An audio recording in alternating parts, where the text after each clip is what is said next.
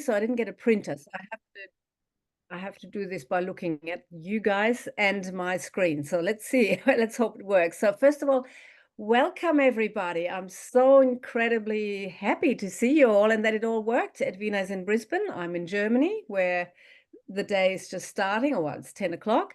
And today, given that we're in two different places, it seems fitting that we'll be talking about place or setting and how to bring your writing alive with setting, because we often forget about it or sometimes we overdo it, which is what I used to do.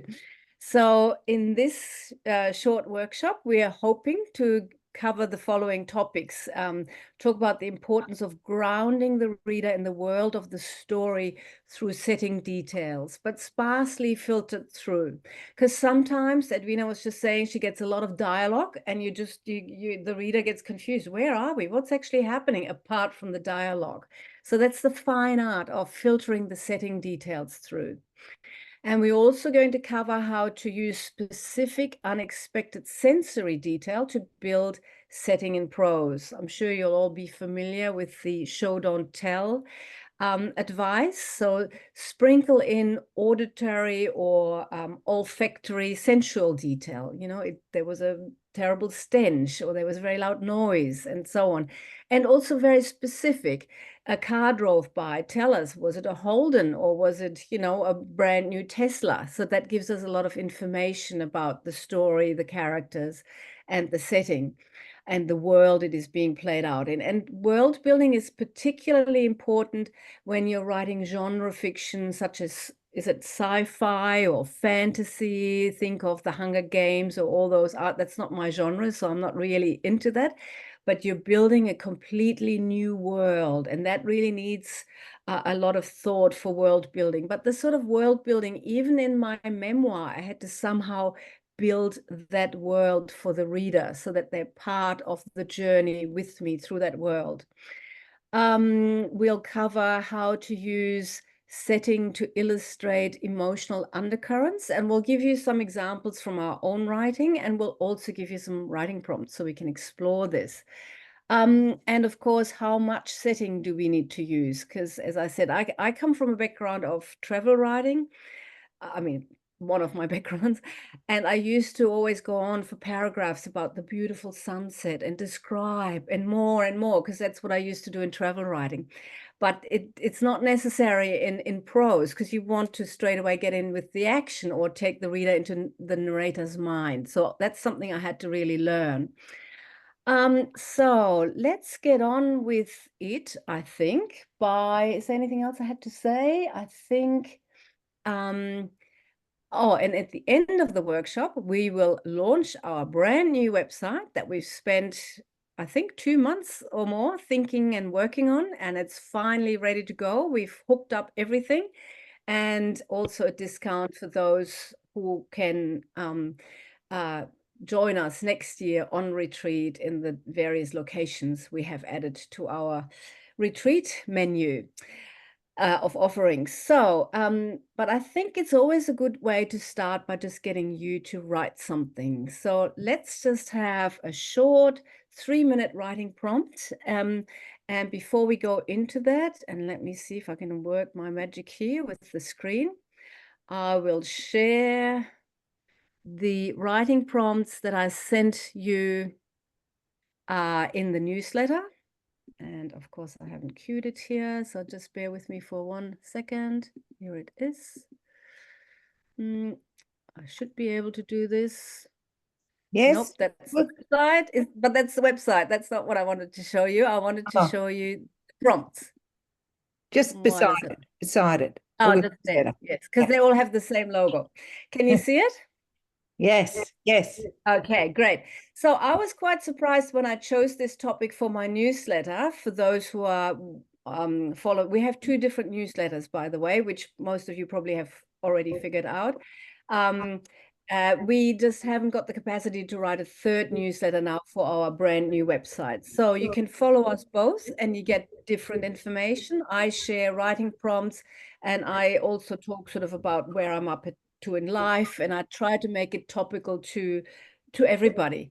And Edwina shares great writing tips and also very specific writing competition information to help you grow and get published as a writer, and many more things. And she also shares wonderful photos and fun things. So on my newsletter this week, I chose place or the idea of what is home as a topic, because I'm in between homes and I'm in Germany now. And I figured maybe home doesn't have to be a place. Maybe it's a feeling. So I rounded up these writing prompts just to get us into the mood. And I was surprised. I got a lot of feedback on this particular topic because clearly it resonates with a lot of people.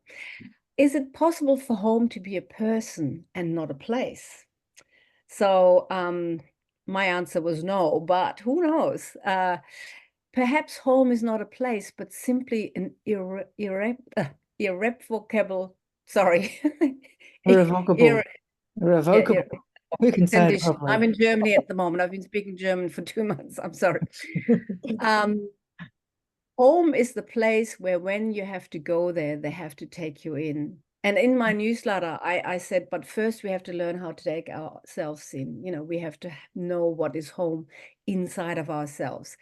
I like this one very much by Naguib Mahfouz, the Egyptian writer. Home is not where you're born. Home is where all your attempts to escape cease. I think that's a really nice one. But now, as a writing prompt for everybody here, I'm suggesting this one. Home is. And I love sentence stems. And when I was writing my book, We All Get Stuck, I used to actually use writing prompts, set a timer, and just quickly handwrite. And then suddenly some idea would spark and I would get into the flow. So writing prompts are really good for this. So everybody take a nice seat in your chair, have your feet hip width apart, feel yourself getting grounded. Take a nice long in-breath and then fill your chest with air. Bring your shoulders up and back and down.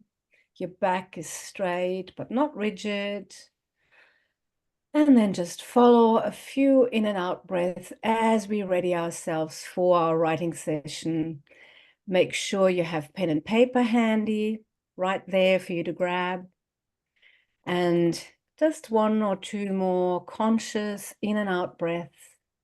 And when I ring my magical bell, I invite you to join me to write for 3 minutes about what is home. You can make this a list, home is, and just write it brainstorm list style, or you can go off into a little anecdote or into a little story. All right, what is home, or rather home is? And the writing starts now.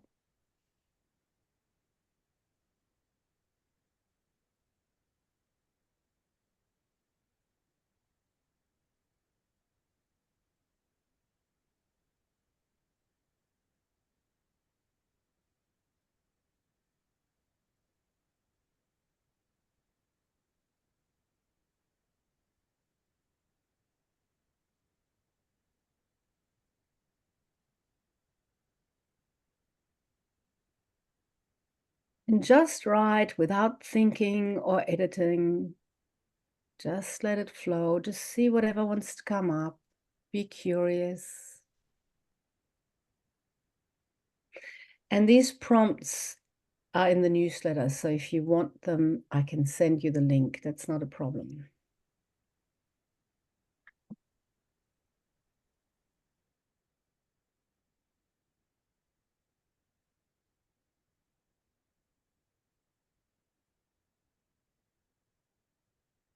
Home is where the heart is. That's the first one that comes to mind. So just keep exploring what comes to mind.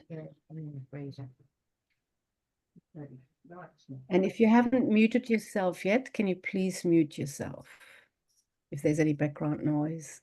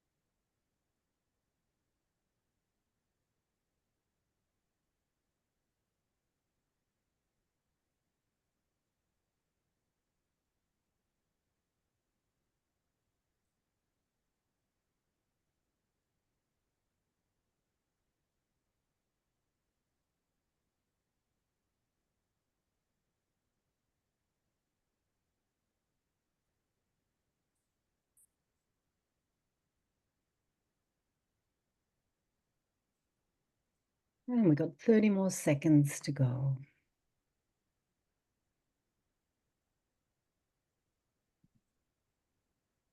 And there'll be more prompts later on in the session.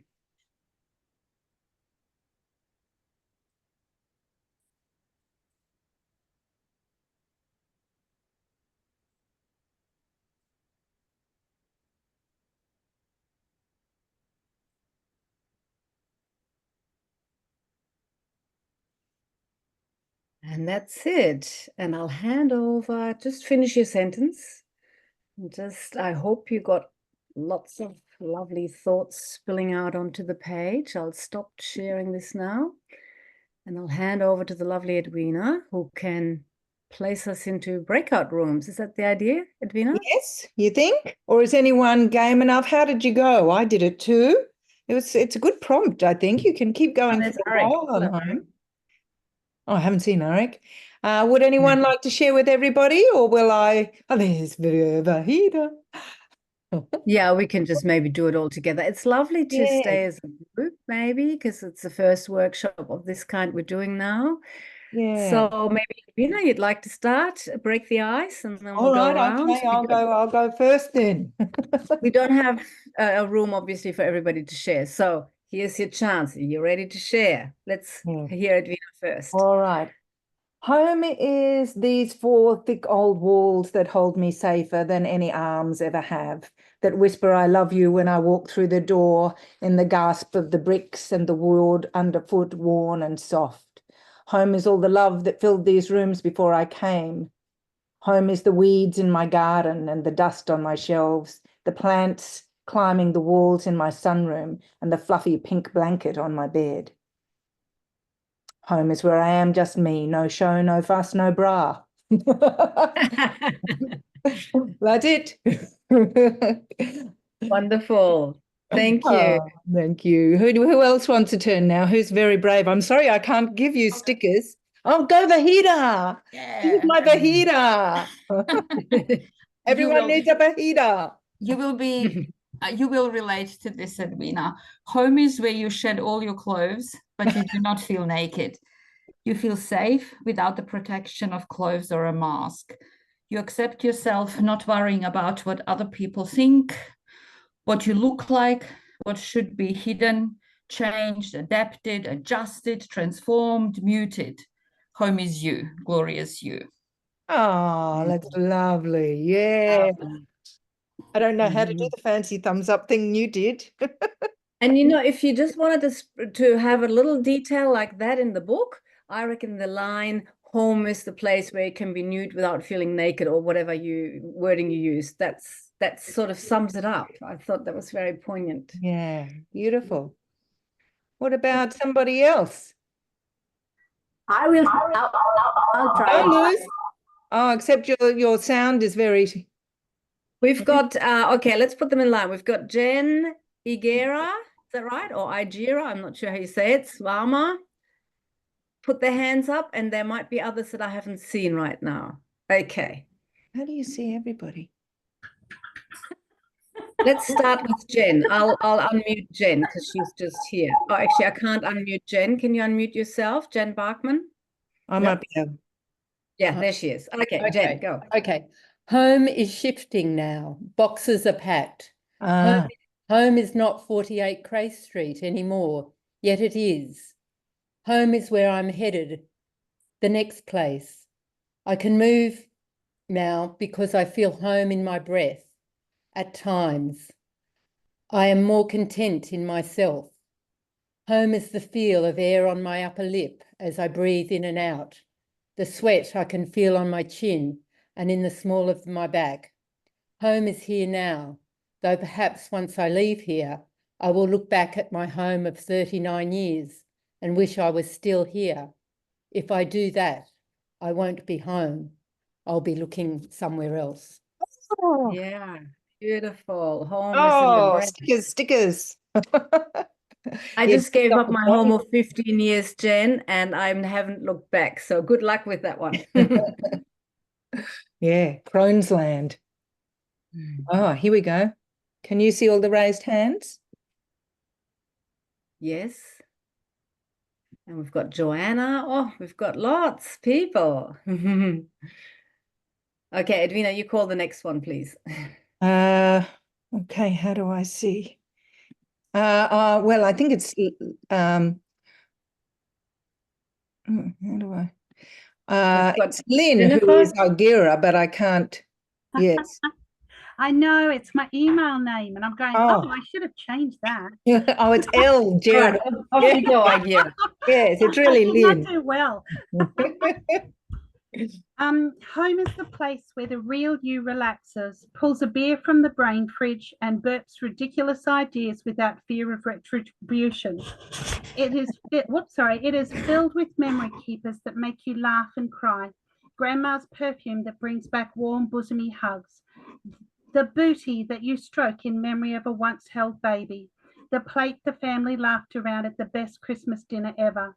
These are the memories that fill your heart and soul when you're truly at home. Oh, Beautiful. I love that. I love the beer. Oh, I'm thinking of being able to give people stickers. These are all so lovely. It's a really good prompt.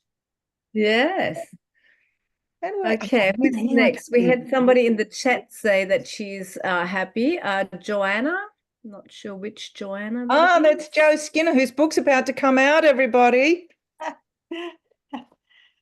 Okay. Home is not a place. It is something we carry inside us wherever we go.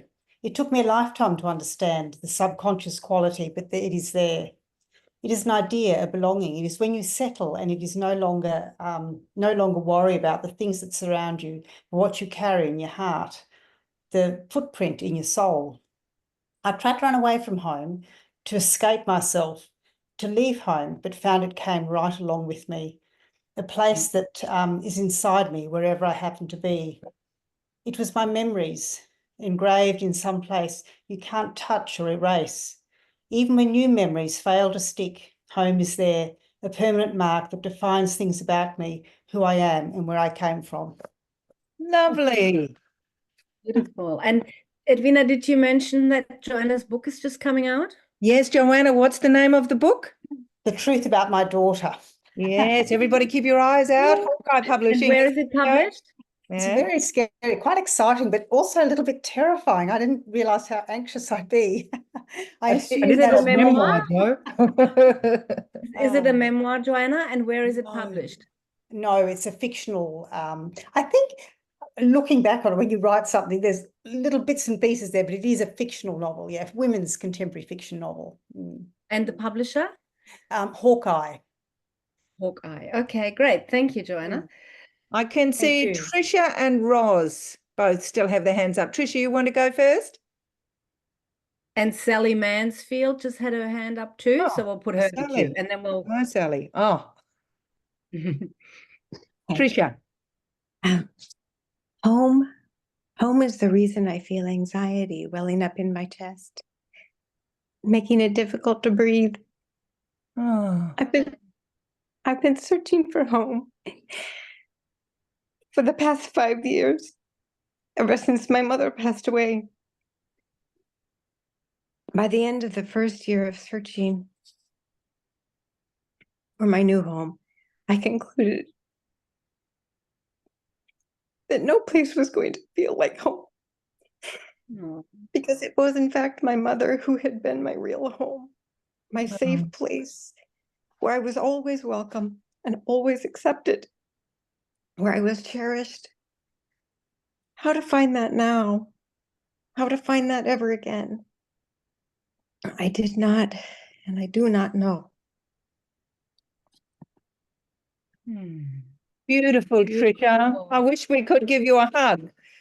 Here's a virtual hug. Yes, that's a Yeah. virtual hug. Yes, grief can really strip us of everything. Yeah, it's all right. You'll Yeah. find home again. Yeah, Yeah. Thank you. lovely. Beautiful. Thank you for being so brave to share that with us too. That takes Yeah. courage. I thought I Let's go would to get Sally through it. I thought I Mansfield. would get through it a little easier. Yeah, and Okay. sometimes, you think you can do it, and then you start reading and the tears just come. So this is Yeah. the beauty of having a lovely, safe group like this. Sally Mansfield, would you like to go next? but you need to unmute yourself. I can't do it because I'm not the Zoom leader. Thank you, sweetie. All right. Somebody unmute himself. So Sally Yeah, can't I've do it. unmuted Sally. Yeah. Okay, Thank great. Sally, off you you. go. Okay. Home is you, my love. Where you are, there is a place I can let go. Leave my problems or share my problems to halve them. I knew when we kissed, but I couldn't, no, wouldn't have said it then. Home, sweet home, has not always been with you. I had it with him too, many moons now. Sometimes I think I'll go home, where I grew up, only to find I can't wait to get home. A lovely holiday with family at home, with my sister, my lover. With my mother? No, she is not home. Mm. Home smells of love in the curtains or in the linen. Home is sweet with loveliness. It wraps its arms around you. Oh, lovely. Thank And you. so interesting, the different points of view on the mother. I would be with Yes, and Sally that was in random. my experience. And then it's always wonderful to hear people like Trisha who had a different rapport with their mother. Yes. Yes, that's what you can be thankful for, Tricia. You had a good one. Yeah. Indeed. I think Roz, and that might have to be the last one for this Last bit one. because we got a lot to cram in. Mm. Thank you. Thanks for the invite to join. This is the first time ever that so that's why I have very, not high expectations, but I thought I would share. Don't worry, it's all draft stuff. This is what I wrote. Home is where my heart came from and leads me back. Home is not a place, but can be found. We search for a place to call home and sometimes can't describe what it would look like. So it seems that we may innately recognize our soul's home, and then, as if for the first time, we see ourselves and find we never left home, and our search is over. We have arrived in our red shoes. Thanks, Dorothy. Oh, yes, there's no place like home. Tap, tap. Good on you, Roz. Yeah, lovely. All right, so I'll take us on to our next little exercise. Oh, hang on, here comes Anne as well. Hello, Julie there, I see you. A lovely turnout. Thank you, everybody, for coming. It's beautiful. Yes.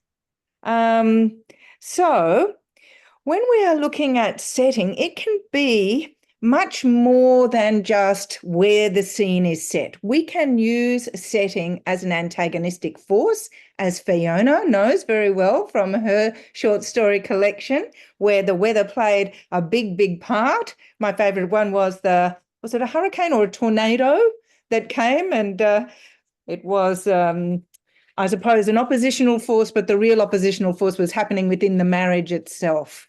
And the tornado was just a reflection of that. So, I mean, from Shakespeare and probably way before Shakespeare, writers have used setting to illustrate what's going on emotionally. So I'll just show you a little bit from Thrill Seekers. So the creek, Oxley Creek, where I grew up, and Brisbane River are a big part of this book. So I've got at the beginning when the boys are young and they've just been off on a raft and they're sitting on the sides of the creek, on the banks of the creek. I propped myself up on my elbows and stared at the murky brown ripples of the creek rushing in with the tide. It flooded over the mud and lapped at the mangroves, washing away the oil slicks and covering the black. The current sure was strong. Soon I couldn't see any mud at all, just water racing past like it was going somewhere and needed to get there in a hurry, like it wanted to take us all on that raft and make us ride with it, faster and faster, wherever it wanted to take us. So you can see that that sets up the creek actually as almost the antagonist in the story. But then it goes through different moods, and in the middle May I of just just tell the general audience that this book is Edwina's, it's a fictionalized story of a real life event, yeah? Of many real life Some events. context to the book, yeah. It's the chicken's way out from memoir. This is what you do, autobiographical fiction.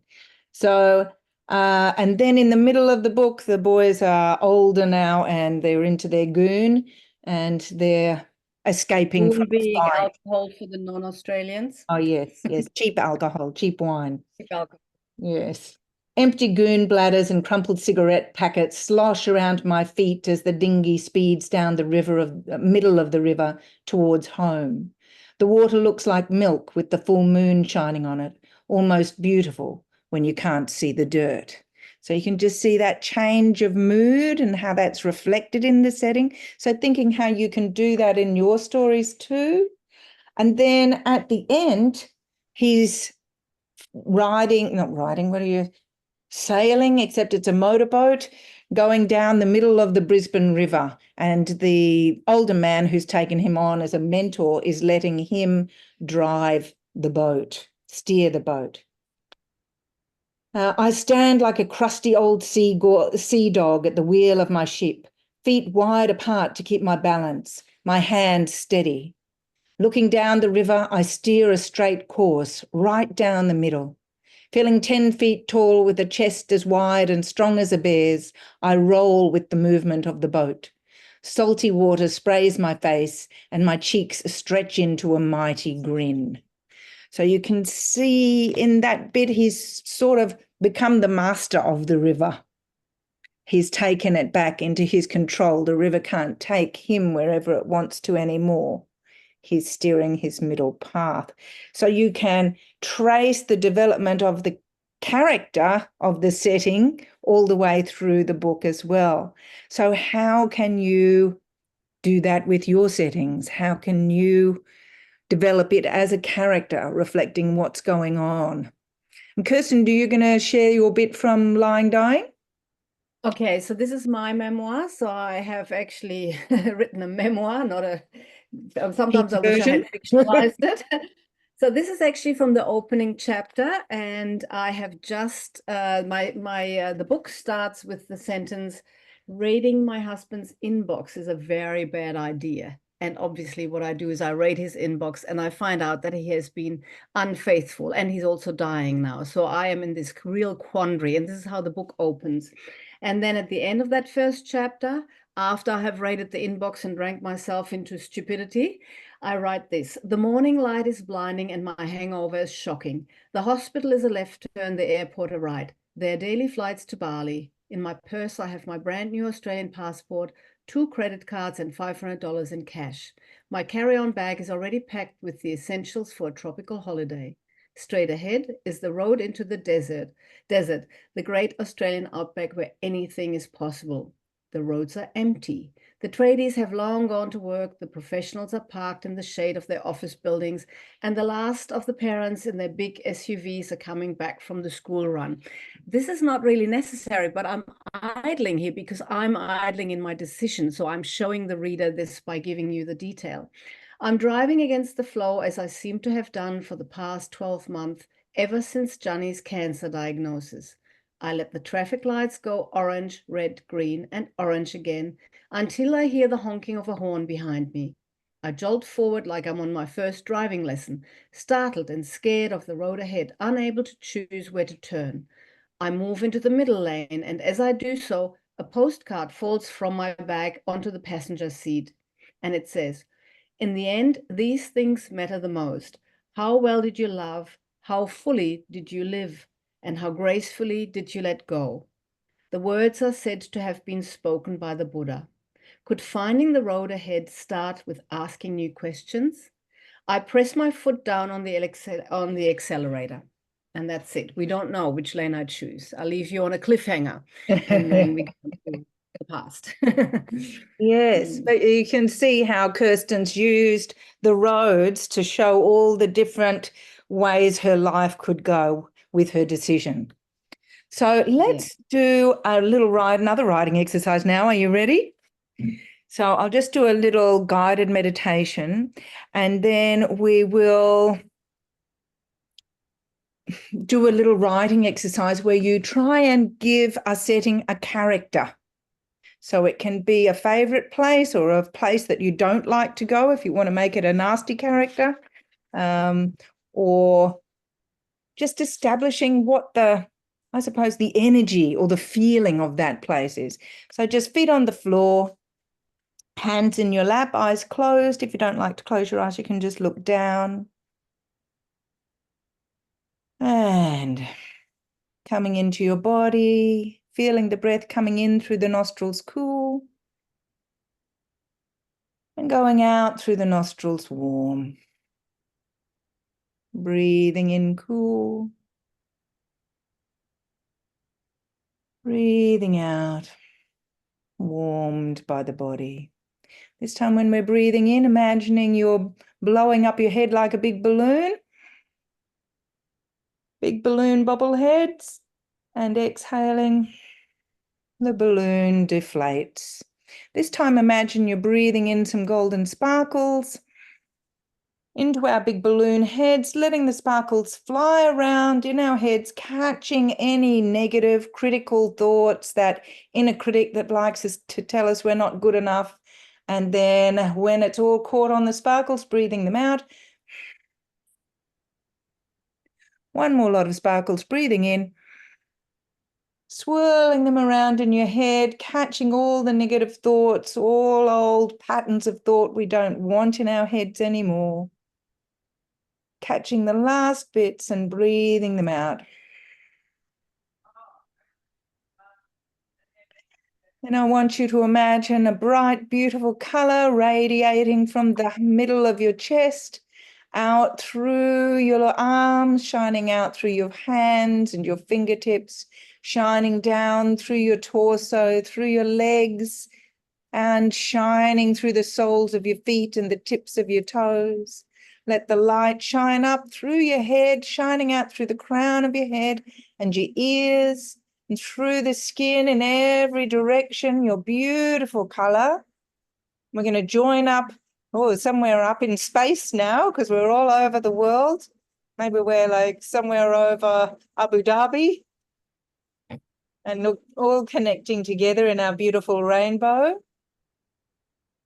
Let's send some peace around the world while we've got our rainbow there. And then bringing your color back around yourself, wrapping yourself in a big egg of color. That's your creative playroom, putting as many layers as you like. And on the outside, putting a layer of mirror, especially if you're feeling a bit fragile today, a bit tired after a long day. So in our creative playroom, we're just going to play and muck around. It doesn't have to be anything fancy. I want you to just start thinking about a place. It can be a favorite place, a place that you love, and what sort of a character it has.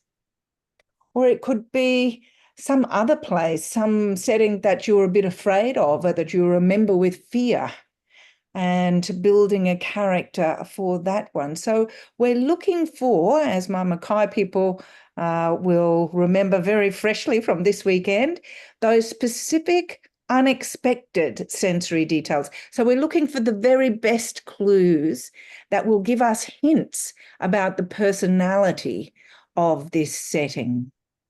So giving your setting a personality by the details of what we see, what we hear, what we smell. If you can taste something, a taste in the air or the water that you get in your mouth or drink, or some other flavor that might be of a feeling that's in the air. And then that sense of touch. Does this place embrace you, or does it have that sharp, prickly edge that sets the back of your neck bristling?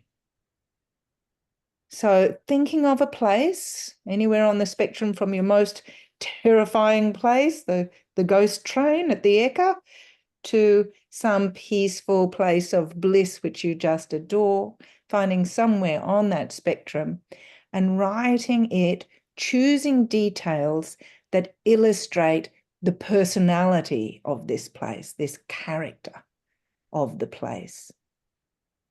Okay, I'm going to put the timer on. We'll just go for 4 minutes, My timer is on. I don't have the fancy bell. It's going to be the silly song. And ready, pick up your pens. So writing about a place, choosing the details that give it personality.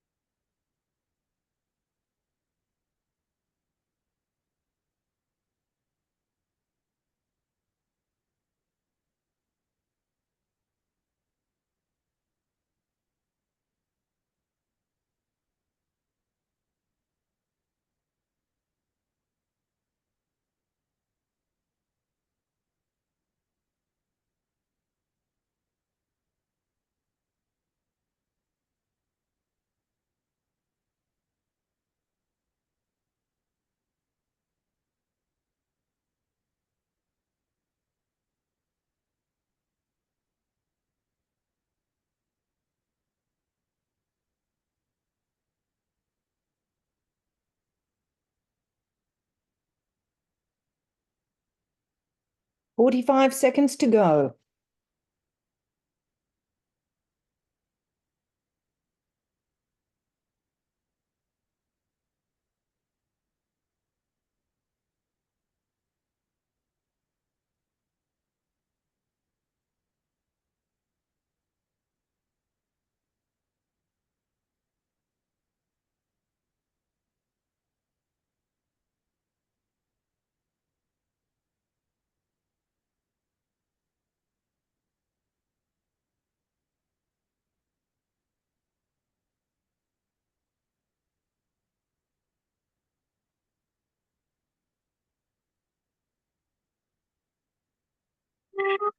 Oh, there she blows.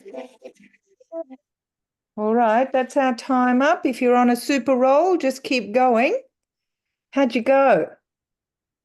Anyone feeling very brave? Yeah, it goes, Rosemary. Okay, hang on. I'll see if I can unmute you. Hang on.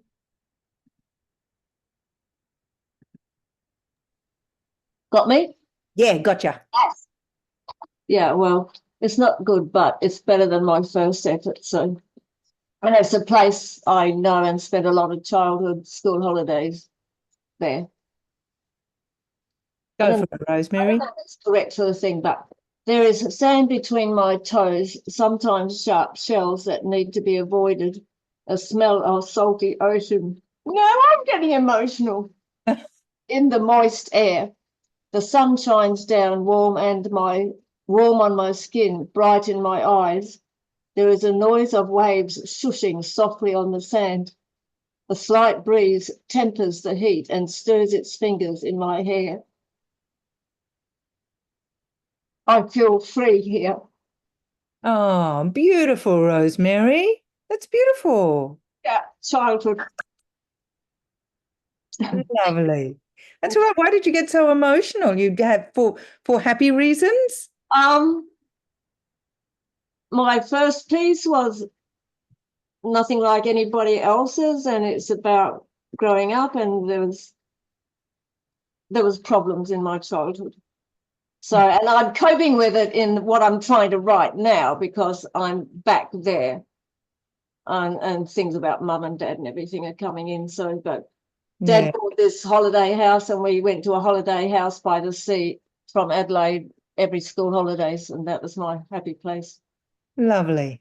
I think Emily just said in the chat that you want to have a go. You want to have a go, Emily? Yeah, I'd be up for that. So this one's about heading from Cairns up to Torres Strait and then over to Darwin, sailing on a boat where I was working. Emily. So dropping the anchor, the first mate threw the rotting rope over the hull and instructed the board the dinghy. We all had to get off the boat. In a saltwater crocodile refuge island, we were forced to have to seek shelter. Power dynamics being foul, we took in a deep breath of saltwater sunset air as we embarked on the sandy swamp atoll in North Queensland. The trail of scales basking in the sun from the crocodiles on the sand greeted us. The water birds flew up high from the swamp plants upon our unwelcome presence. Fear through the veins went through the other deckhand and I, as we were forced into an uncompromising life experience due to marine testosterone from a higher ranking person on the boat. We hugged each other, we cried, and we anticipated what we expected may have been our last hour on Earth. Yeah, great job, Emily. Yeah. I know that territory very well, far north Queensland and the crocodiles. Yeah, so that's very scary. We have a lot of Australians here, but I know Patricia is in the UK. Who else? I mean, who is outside of Australia? What other countries do we have? The US, Trisha? Yeah, anyway, you can write it in the chats. I just thought it would be interesting to see what other locations we have here. Yeah, it's really diverse how there's like so many different people linked in. Same with Europe and stuff too, and heaps of cool things. But yeah, that one, it's hard with the timer thing. That's a really interesting experiment to do. 4 minutes, man. Oh. Yeah, but isn't it amazing? Oh, Finland. Finland. Trisha's joining from Finland. It's amazing what you can do in 4 minutes. So, you know, you can, I mean, I know I say it all the time. I don't have time for writing, but, you know, 4 minutes, I'm enjoying doing these writing exercises myself because I'm actually writing something, which is nice. Thank you guys so much for the workshop tonight. Yeah, that's right. Now, I was just looking, Kirsten, we've got only 12 minutes left. What do you want to do? Anyone else want to share that one? And Anna Mickelberg, let's unmute you. Okay, I just we've got Marin from and Cork. Patricia. So we've got somebody in Ireland and somebody in Finland and somebody who's leaving to Germany tomorrow. So we got a few other locations. Okay. Anna, can you unmute? Can you unmute yourself? Here we go. Is that all right? Yeah. That's it. Good girl. Okay. I walk along the shore, safe water gently lapping, serene turquoise blue colors. Pebbles are clear, small fish dart in and out. Nothing much happening here. small fires emitting soft smells, dispersing easily to the sky, gentle, so safe. Months later, return to this place, yearning for peace. Peace is asleep, a giant unearthed, winds that can submerge huge vessels, handsome bearded men, their wives will grieve, stand and look, and that's where I stopped. Oh, what's the last word? Cliffhanger. Lovely. Good job, Anna. It's actually Lake Superior, which can be tricky. It's like waters, you think there's no sharks, but this is the winds and the tides can, destroy boats. Yeah. Yeah, yeah, lovely. Now, Patricia, did I see you put your hand up? Yes, Yeah, Yes, she has. being brave. go. Okay, so, oh, how mighty and ferocious you can be, but how calming and peaceful you are to me. How so? The vast expanse of green and blue and turquoise has no end. The softness and invisibility of your armor boggles my mind. You are my happy place. The taste of salty air in my mouth. You envelop me with your mighty arms. Your presence fills me with so much inner peace and calm. The sound of your roar reminds me of how I am merely a speck of stardust in this infinite universe. That's where I finished. Oh, that's Oh. lovely. Yeah. Oh, a happy place. Yeah, what a clever bunch. And I suppose I just want to make sure people are getting across some important information too. So, because we've only got 10 minutes left or so. So I have been noticing in the last couple of books that I've been editing that people have been going crazy with dialogue, but they haven't been grounding the reader in where the dialogue is taking place.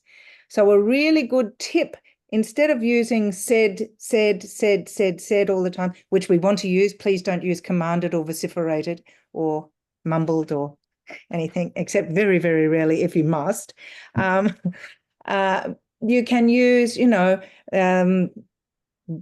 setting details. What are they doing? The characters are doing something. The characters are washing the dishes while they're having that conversation about their marriage. And on the surface level, it's all, the usual conversation. How was your day? But the setting details and their actions in the setting are revealing the state of their marriage. So if one is carefully wiping the crockery and passing it to the other and it's all very amicable, then everything is fine. But if one keeps sending the washing back and it's too dirty, it's still got specks, or, they're clanking things and complaining or flicking each other a bit too hard with the tea towel. So remembering, you just put the dialogue and then you can put the character's action beside the line of dialogue. And that's the way we can keep track of who's speaking, without having to have the speech tag even there if you're getting over speech tags. So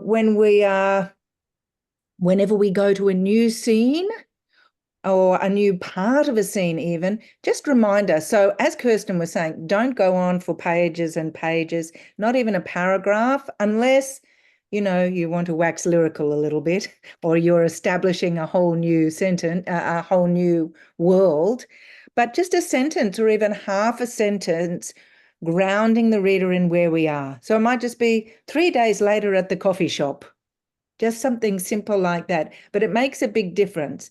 People who are really into dialogue seem to be just starting everything with dialogue, and I don't know where they are or what they're doing in the setting. So using the setting and giving us enough detail so we as writers, we can see where everybody is because we know, because we wrote it, but everybody else can't. So just making sure that you use those few specific telling details to establish where we are. And it doesn't need to be fancy if you're just establishing where we are for a setting, just half a sentence. You know, an hour later, Sophie was in the bedroom. And yeah, Kirsten. No, I was just going to say that was my learning. I used to write these lovely paragraphs on how the sunset in the ocean looked, especially since I had been a travel writer and I was based in the Maldives for a year. And how do you describe that beautiful water in yet new ways that are not cliched? So I was getting quite prolific at that. But in the setting of a book, whether it's memoir, narrative nonfiction, or fiction, you don't need to go on and on in these beautiful paragraphs. It is like Edwina just said, enough to say it was a blue sky day, or it was a perfect day, or you want to be a little bit more adventurous and original than saying it was a picture perfect day. But the essence of that is enough to establish, or the ocean was gin clear and calm, whatever. That is enough. You don't need to go on. And I was just wanting to finish on my travel writing experience. The first article I ever wrote was just after 9/11, when the sort of the East, or the Muslim world was very hostile, perceived as very hostile. And I was writing an article about Oman, and I took the reader into what felt like a claustrophobic experience for me, exploring a fortress with underground path with this robed, Arab man. And then, of course, he was lovely, and it was all about the hospitality. But the way I opened the piece, which got instantly picked up by an Australian newspaper, which was great, I think was because I managed to take the reader into this claustrophobic, very scary experience, i.e. the fort. And then I could show that actually he was the most loveliest man. And so you can use, again, setting as character, or to convey the emotional undercurrents. And in this case, the prejudice that we brought, or we sometimes have towards these foreign lands, especially when they have a different religion. And this was just after 9/11. So, and it also immediately hooks the reader. But also the other thing I learned is we don't have to sort of go on, like when I first started writing, I thought fiction or fictionalized writing, I thought I had to know exactly and describe exactly what every character looked like. You don't actually. I don't think I ever mention the haircut I have or the clothes I wear in my memoir. I might say at one point I'm a blonde foreigner who sticks out in India, but that's as far as you need to know, because it's not really relevant. Yeah, and it leaves the reader to fill in the blanks, to use their own imagination, to then create that world in their own heads, which is actually very satisfying for a reader. Yeah. And of course, traveling is a great stimulus for our imagination and for our writing. Even if we want to write about home, going somewhere different helps us see home in another light and in another way. So one of my still unpublished novels, but I hope will get published one day, is set in Cambodia. I spent 3 years in Cambodia in the 90s. And I'll just show you quickly how you can use setting to illustrate a character's emotions very quickly. So I stomped through the mud. This is when she's first arrived in Phnom Penh. I stomped through the mud, skirting mounds of garbage on every corner, jumping puddles like a preschooler. Above my head, electric wires of different colours and widths decorated the street, high voltage party streamers. So there's the joyful, oh, I've just arrived somewhere. And then, the baggage you run away from catches up with her.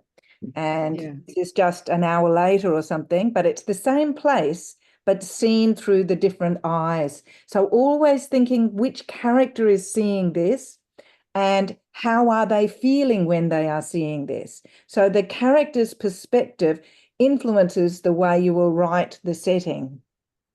Especially if you are in different points of view, going through and in third person omniscient or third person close. So here she is later. As the early morning coolness evaporated, the sun felt fierce enough to make the puddles boil. The open gutters reeked, and when I blew my nose, black smeared the tissue. Dark clouds hovered on the horizon. My shirt stuck to my back with sweat, and the ribbon under my chin felt like it was strangling me. So you can see again, using the setting details shows us much more about her internal world. We're getting a picture of where she is, but also what's going on for the character internally. So thinking about how you can do that in your stories. Setting is a superpower. I'm becoming a big setting fan this year. There, but not pages and pages of it. But remember to put it in. It is so important. Okay, Yeah. Kirsten.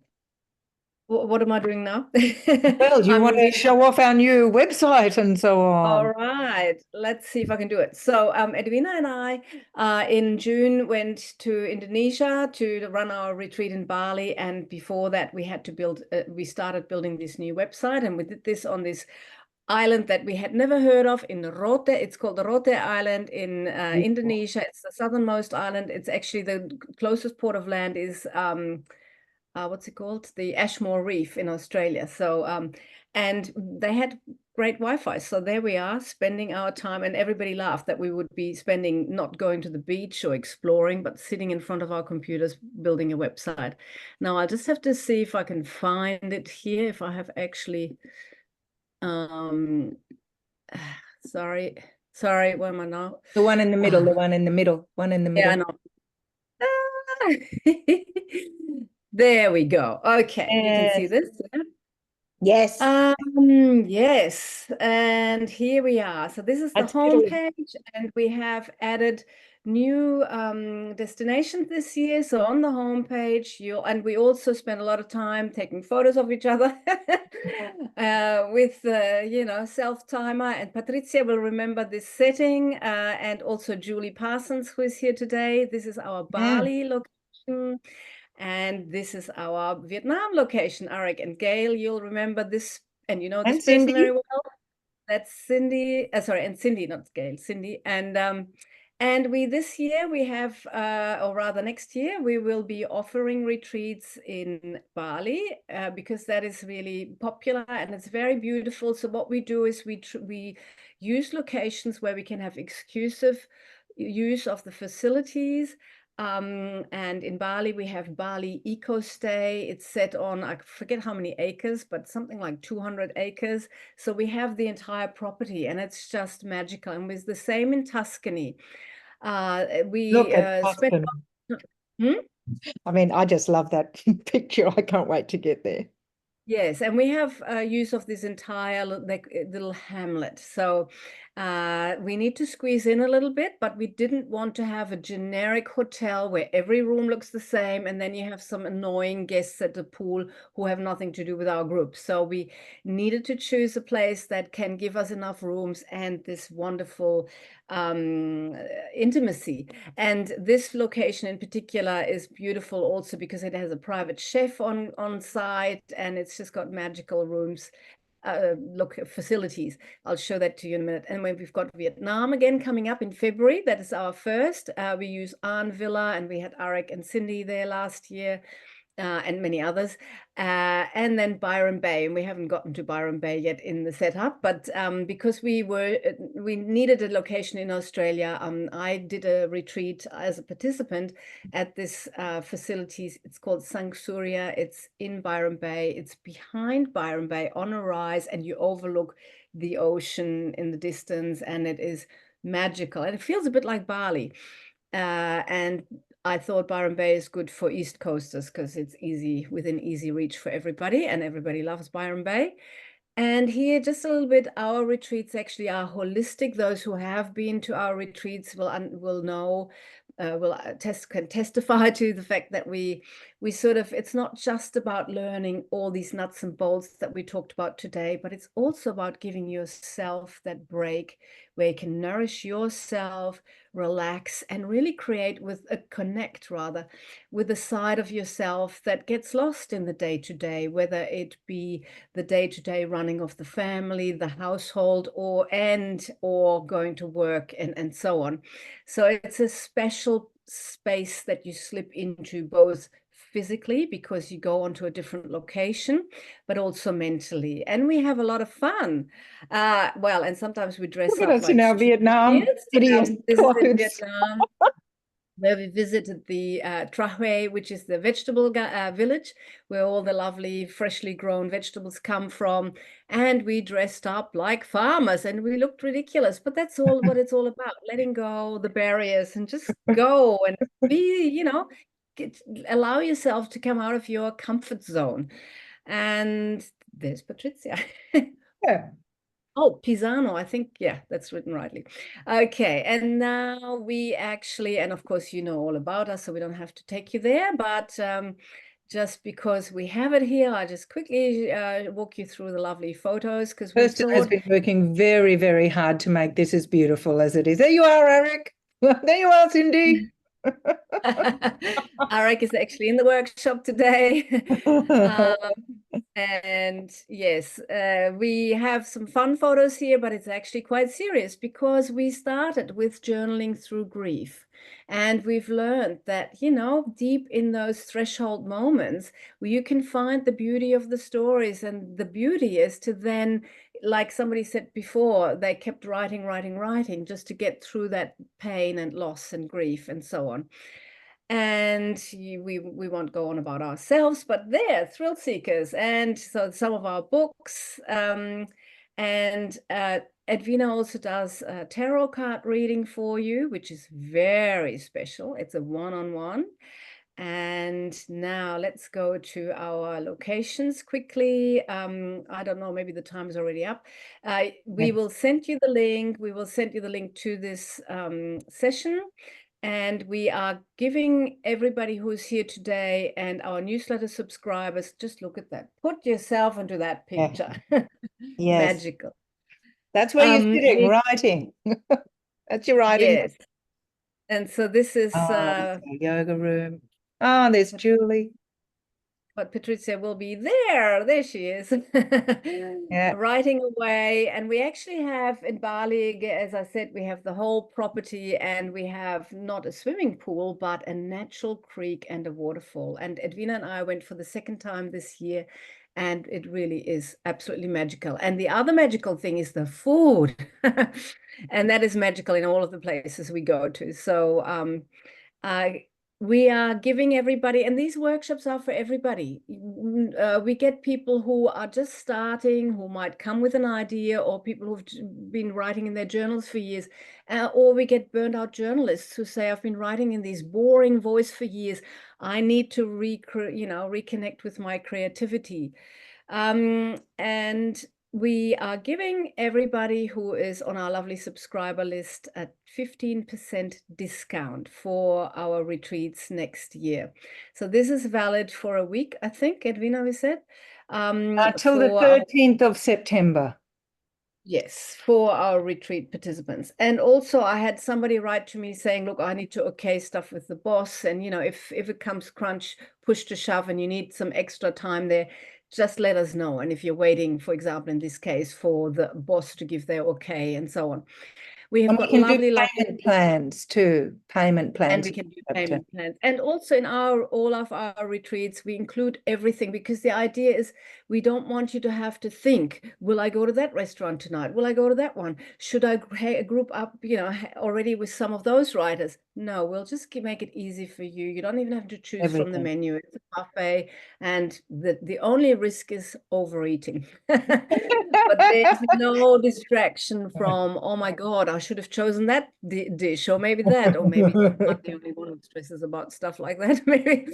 So it includes your writing workshops. It includes 6 nights accommodation. In Italy, it's 7 nights because we needed to book the accommodation for 7 nights, but that is lovely. And the Italy one, let me just quickly take you there, because we're incredibly thrilled about that one. Mainly for selfish reasons, I think. We wanted to go back to Italy. Is wonderful. We have a pool here. We have this entire estate, if you like. It was renovated 10 or maybe 15 years ago by the lovely Luca, who owns it. It's run by people who run retreats professionally, or rather they facilitate retreats in this setting. So they're very, very experienced and professional. They speak English, which is helpful if you need to contact them directly. And that's where our rooms are. It is a historic property. The only thing is it doesn't have a lift, because it's not allowed to build an elevator in a historic palazzo of this kind. And it's near Cortona, which is the setting of Under the Tuscan Sun. It overlooks, you can see Lake Trasimeno in the distance. It's a swimmable, beautiful lake. There are hot springs. So, and we also encourage everybody to come a few days early or stay later to make the most of the location, Cortona and surrounds. And it is very close to Francis of Assisi. So it's, Edwina, you go. Tell us a little bit more about the location or whatever, or maybe questions. We can also take questions. Well, let's have a look at Vietnam, because it's the first one. And the other thing I was going to say about writing in places that are unfamiliar is you will find I like to use the Buddhist concept beginner's mind. You will step into beginner's mind and in other words, you'll see the world with fresh eyes because it's a location you haven't been to. It's a place that is unfamiliar to you and maybe for us. This is Arn Villa. We've worked with Arn Villa. I've worked with Arn Villa since 2017. They were just incredibly helpful right last week. Show them the yoga studio. Scroll back up and show them where the yoga studio is there from above. That's the yoga studio. There, that's the yoga studio. Over the water. This is actually a prawn farm. Yeah. There's the swimming pool, and then there's another property over the river, but you have to walk through the hamlet to get there. And that is where two people here, Cindy and Arek, stayed there, and they can attest. There we are. This is the villa that they stayed. So we have two locations, but we have exclusive use of the two locations, and they both have a swimming pool. So there's a lot of space, and it's just beautiful, magical. There it is again. That's our yoga studio. And of course, everything's optional. If you're not into yoga, don't worry, you do your own thing. Just let us know. We also take you to the cooking class, of course, to the tailors if you wish, or you can go there by yourself. We do yoga and we have a lot of fun. So, and it's all inclusive. In this case, in in Vietnam, we don't include the airport transfer simply because everybody arrives at different times. We have 2 days before and after the retreat that the location has saved for us. So if you wanted to stay 2 days longer, you can do that, which most people do, or come 2 days early because it is nice, once you're already settled, and they're very nice people. The food is incredible. They bend over backwards. They're the loveliest people at Arn Villa. They were so helpful. Yeah. One of our ladies had made a mistake with her visa, and lovely Tam there just took herself to the travel agent, made sure it was all sorted out. And they're real sweethearts. If you haven't been to Vietnam, the Vietnamese people are just so lovely. That's where I got my teeth done. And you can get cocktails for $8 and massages for less than 20. Yes. Yes. It's very economical, and they're very, very friendly. It's very safe. Yeah. So maybe we can take some questions, and I don't know. Yeah. Anyone got any questions? Yes, Patricia. I've got a question. Yeah, so if for example, if I choose to do the Vietnam and the Tuscany one, will there be overlap in terms of the content, like in terms of the actual workshops? Like, will it be worth my while to do both or just choose one? Yeah, that's a really good question. Yeah, I think because you will be a different writer at each time, and every time we teach it will be a bit different. But yeah, I mean, and you don't have to come to all of them if you've been before as well, and you'd rather just spend a day writing, you can do that. But I mean, I go and see my yoga guy every year and he says exactly the same thing, but each time I hear something different. So it's about what stage you're at, what bits you hear, and what bits you're ready for. So, and the workshops will change a bit. Yeah. We changed, for example, this year we changed them already for the Bali one. I mean, one thing we added an extra night, so obviously we had more workshops this year. And also we learn from what our people want. So we will also tailor it towards what people want. And so, for example, I felt like the workshop I gave about memoir this year was completely different to the one that you attended last year, simply because, well, we had Vicky coming for the second time, and I didn't want her to have to listen to the same stuff again. And yet some of the stuff I said last year and this year, for example, this particular participant who came twice, Vicky, whom you know, she said, oh my God, I hadn't really realized that last year, or I hadn't listened to it, or I hadn't heard it. It went past me. So same with me. I actually met Edwina at one of her retreats. And I remember when I signed up for it, my friend said, are you sure you're going to learn anything from her? Because she's going to teach exactly what you teach. And I said, well, I just want to be on the other side and relax. And of course, hearing it from somebody else, not that it was brand new information, but it was like, yeah, of course, I get it now. It's finally sunk in. So, and also I'm very keen on memoir, obviously, and I know you're writing memoirs. So I'm actually very keen to sort of shape it more towards memoir if there is demand. And we have one-on-ones as well, and we can give you homework in between the workshops to specifically target to your project. Yeah. Okay. Perfect. Thank you. Any other questions? That's it. All right. All right. Well, it's 1:15. Let's go and have our dinner if we haven't had dinner yet, like me. And, thank you, everybody, for coming. Thank you so much. You want to stop that share, Kirsten? We'll just say bye-bye to everybody. Oh, sorry. Yes, of course. Okay. Yeah. And thank you so much for those who've written in the notes that they enjoyed the workshop. It's really nice to hear that, because we do enjoy holding these workshops, and we had this lofty idea to do it, once a month. But then, of course, the problem that we're in different locations and busy people. But we aim to do more of these because it's really fun for us too, because, I write this newsletter and it's like I have almost 3,000 people on there, but I hardly know them. So it's lovely to meet people in person like this. It's beautiful. Thank you for coming. Thank you, everybody. Go forth. And if you have any topics you'd like us to cover in the next one, you can just write to us, and we'll be very happy to take your topics on board. Yeah. And the same with any retreat as well. Just tell us what you want us to teach, and we'll teach to what you need. Exactly. Yeah. Okay. Thank you very much. Thank you, everybody. Thank you so much. Thank you. Bye. Thank you. Bye. Bye. Thank you. Now I have to I'm figure out just how to stop enjoying the lovely comments that everybody's written. Thank you, Somebody said it was a everybody. bad workshop. I love that.